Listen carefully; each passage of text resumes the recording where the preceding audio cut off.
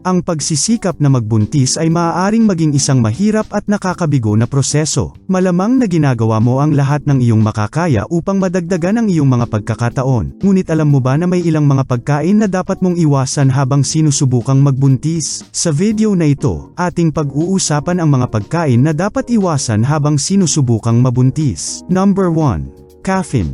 Maraming mga pagkain at inumin na maaaring makaapekto sa fertility. At isa na rito ang caffeine. Maaaring makagambala ang caffeine sa kakayahan ng isang babae na magbuntis sa pamamagitan ng pag-apekto sa paraan ng pagsipsip at pag-metabolize ng kanyang katawan ng mga sustansya. Maaari din itong mapataas ang panganib ng pagkalaglag at iba pang komplikasyon sa pagbubuntis. Ang caffeine ay matatagpuan sa kape, tsaa, mga inuming pang-enerhiya, tsokolate, at ilang mga gamot na nabibili sa Race Eta. Number 2. Mga alkohol na inumin.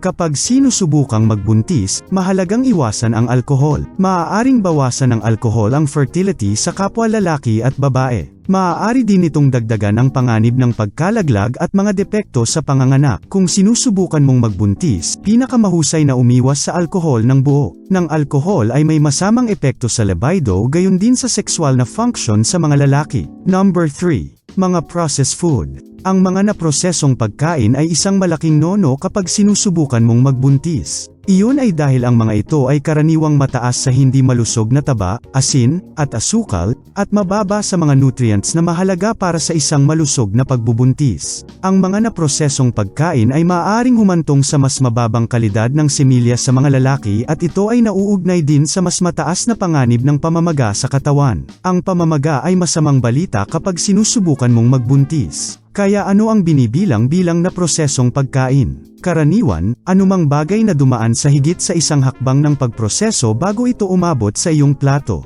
Kabilang dito ang mga bagay tulad ng mga frozen na pagkain, karne ng tanghalian, pre-made na sopas, crackers, at kahit ilang tinatawag na malusog na merienda tulad ng mga granola bar o yogurt na inumin. Number 4. High mercury fish. Ang high mercury fish ay isa sa mga pagkain na dapat iwasan habang sinusubukang magbuntis. Ang mercury ay isang mabibigat na metal na maaaring makapinsala sa sistema ng nerbiyos at lalong nakakapinsala sa pagbuo ng mga fetus. Inirerekomenda ng FDA na ang mga babaeng buntis o maaaring mabuntis ay iwasan ang pagkain ng mga high mercury na isda tulad ng pateng, swordfish, king mackerel, at tilefish. At number 5. Mga inumin na mataas ang asukal at soda. Ang mga pagkain at inumin na may mataas na asukal ay mas mababa ang fertility sa kapwa lalaki at babae. Maaari itong magdulot ng pamamaga at maging sanhi din ng pagtanda ng ating mga panloob na organo kasama na ang reproductive system. Nalink din ito sa mas mababang kalidad na mga itlog.